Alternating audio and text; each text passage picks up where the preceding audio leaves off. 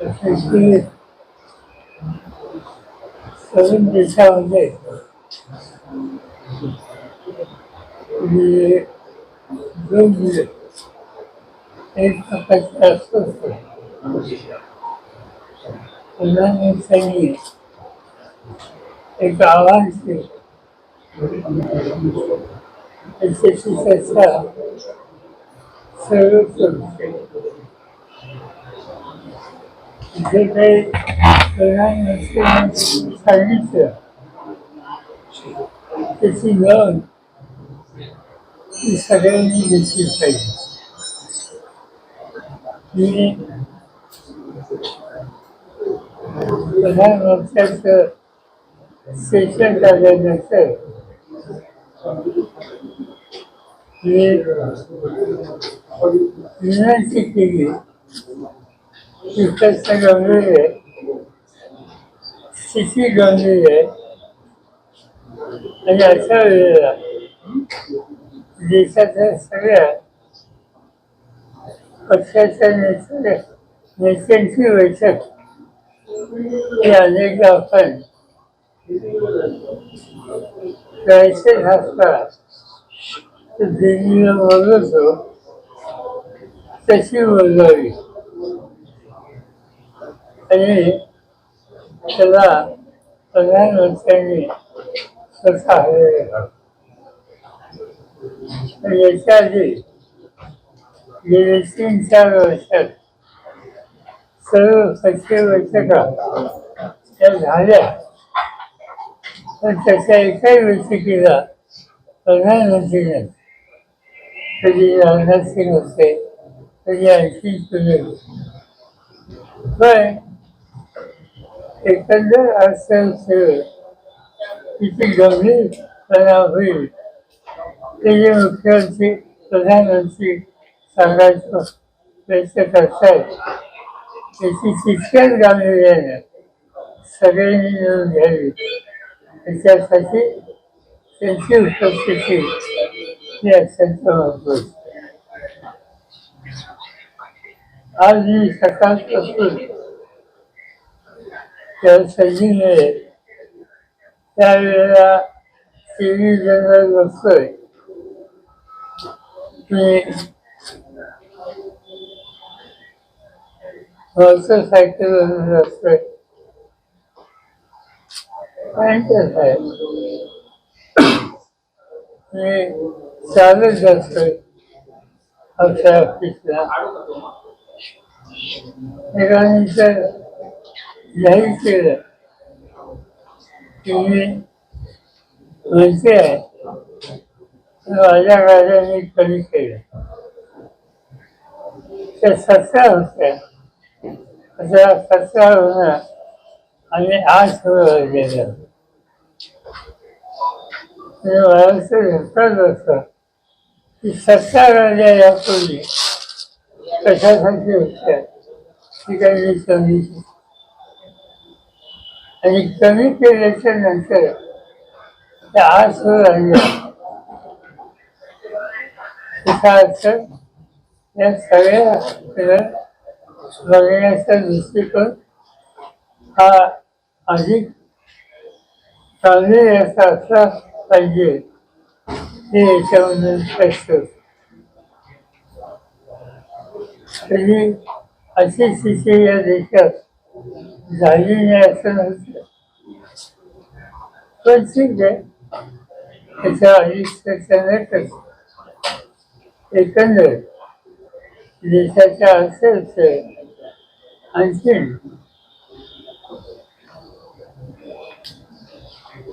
काळजी करावी अशी स्थिती येऊ नये यासाठी या ठिकाणी या प्रश्नावर सगळ्यांनी सहकार्य करावं. हे ज्यावेळी मी सांगतो त्यावेळेला मुख्यमंत्री आणि अन्य घटकांनी सुद्धा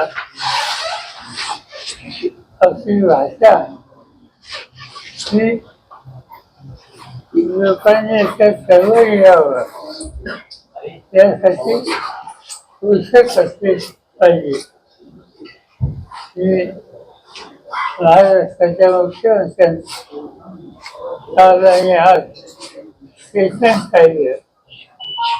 त्याच्यामध्ये उदाहरणार्थ राहुल गांधींच्या संबंधी त्यांनी जे शब्द वापरले मला स्वतःला ते अयोग्य वाटते. राहुल गांधी हे विरोधी पक्ष नेते आणि तेही संसदेत विरोधी पक्ष नेता ही एक कॉन्स्टिट्युशनल पोझिशन आहे. हे पद आहे आणि ते लोकसभेचे आहे आणि त्यामुळे सिंगल सवारीची भाषा या पदावर असलेल्या व्यक्तीच्या संबंधी शाळेने तर आपली सेशन लोक अधिक गांभीर्याने घेतात आणि ती घ्यावी अशी अपेक्षा आहे. त्या संदर्भात आणखी मला काही बोलायचं नाही. त्या बाबतीत तुम्हाला काही विचारायचं असेल तर जरूर विचारेल. रुपया आपला जो आहे तो खाली येतोय सतत जो आहे तर आणि एकूण जागतिक परिस्थिती युद्ध जे आहे ते अजून सुरू आहे तर हेही कारण आहे असंही सरकारकडून सांगितलं जातं. रुपया त्याची किंमत ही सारी डॉलर ती खाली येते. ती काय येते त्याचा विचार करायला पाहिजे. हे खरं आहे की हा जो इराणचा इश्यू आहे त्याचा काही ना काहीतरी दुष्परिणाम हा आहे. पण तेवढाच आहे का आणि तेवढाच हा असेल तर हा निर्णय घ्यायला इतका विषय चालवला. ज्या दिवशी निवडणुकीचे निकाल लागून गेले त्या दिवशीपासून हे सगळे निर्णय घेतले. निवडणुकीच्या प्रक्रिया चालू होती त्या काळात हे गांभीर्य देशाच्या नेतृत्वाला आलं नाही. त्या सर्व निवडणुकीच्या काळामध्ये कधीही या परिस्थितीत जनतेमध्ये जागृती करावी हा विचार आला नाही. कार्यकर्त्याला मी बघत होतो की सोमनाथाचं मंदिर त्या सोमनाथाच्या मंदिराला 75 वर्ष झाली म्हणून प्रधानमंत्री तिथे गेले त्याच्यातले काही प्रकार घ्यायचं कारण नाही. पण ते मंदिराचे तिथं बसले आणि 106 विमान वरून जाऊन त्या कार्यक्रमात सहभागी झालेली. म्हणजे पेट्रोलियम प्रॉडक्ट त्याच्या वाढत्या किमती या संबंधीचे सेक्शन करायच्या आदल्या दिवशी 6 विमाने होती ती त्या ठिकाणी घेऊन त्या संबंधीची त्याची जी काही झीज असते ती दाखवण्याचा प्रयत्न केला. आणि एवढंच सांगायचं की प्रश्न परिस्थिती गंभीर आहे. ते गांभीर्य सगळ्या पातळीवर दाखवली पाहिजे. पंतप्रधान म्हणतात की सोनं खरेदी करू नका, परदेश प्रवास टाळा. याचा परिणाम एक शक्य आहे का आणि याचा परिणाम आपल्या अर्थव्यवस्थेवरती काय होऊ शकतो? असं आहे की खरेदी करू नका हे सांगणं त्या स्थितीत त्याचा अर्थ एकच आहे की आपल्या करन्सीची जी व्हॅल्यू आहे ती घसरून द्यायची नाही हा त्याचा अर्थ आहे. आणि तो हा चुकीचा आहे असं मी म्हणत नाही. एका बाजूने आपण हे म्हणायचं आणि दुसऱ्या बाजूने खर्च कमी करायला इतर अनेक गोष्टी आहेत विशेषतः प्रशासनामध्ये त्याच्याकडे दुर्लक्ष करायचं. या दोन्ही गोष्टी परस्पर विरोधी आहेत. साहेब, येत्या काही काळामध्ये आर्थिक आणीबाणी येऊ शकते का आपल्या देशामध्ये? एकूणच महामंदी किंवा आर्थिक टंचाई, इंधन टंचाई.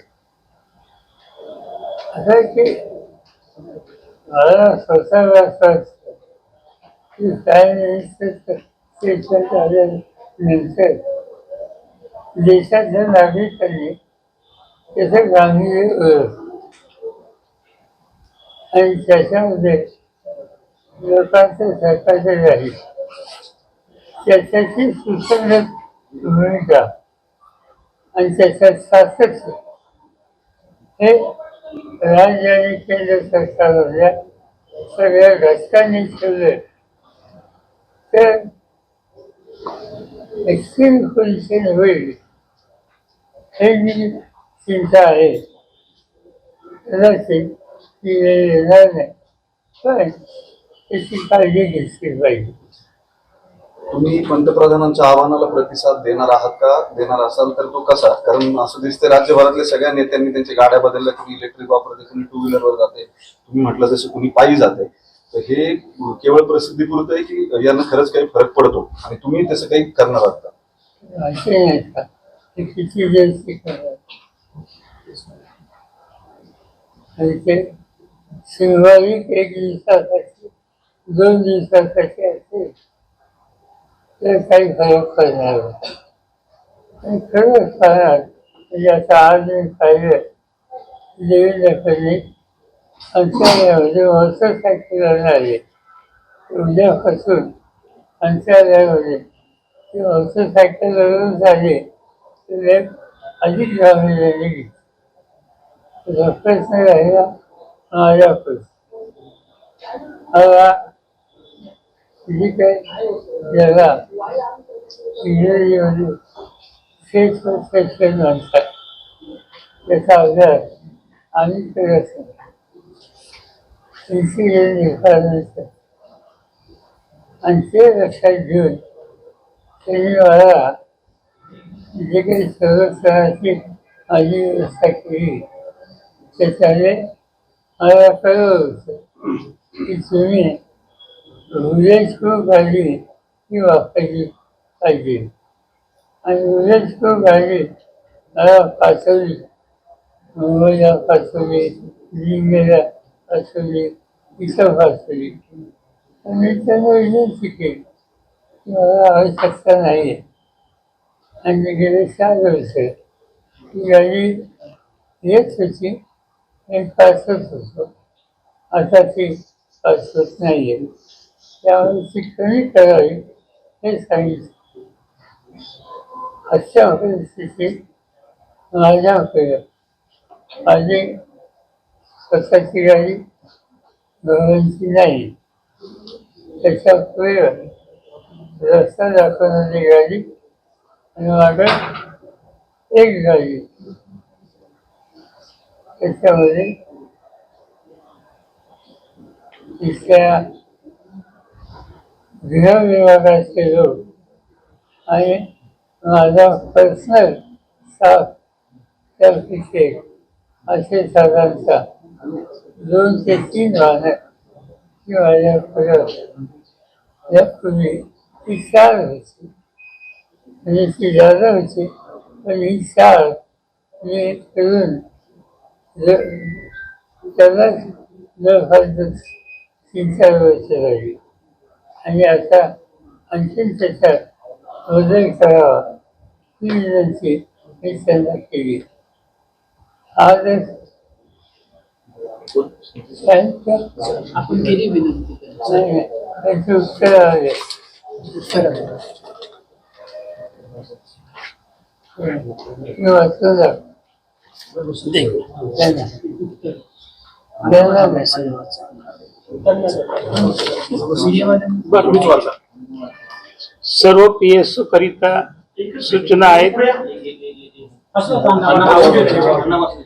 की सध्या माननीय पंतप्रधान साहेबांनी इंधन बचतीकरिता त्यांचा ताफा कमी केला आहे. त्या अनुषंगाने बरेच VIP आपल्या वाहनांचा ताफा कमी करण्याची शक्यता आहे.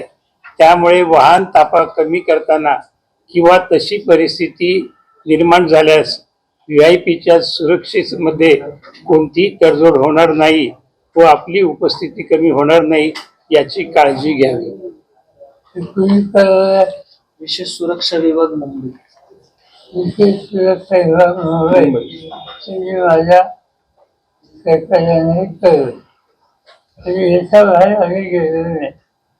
आम्ही जातोय त्याच्यावरती त्यांनी आम्हाला त्यांचं मत सत्य या ठिकाणी कळलं. तर तुम्ही म्हटलात की सर्व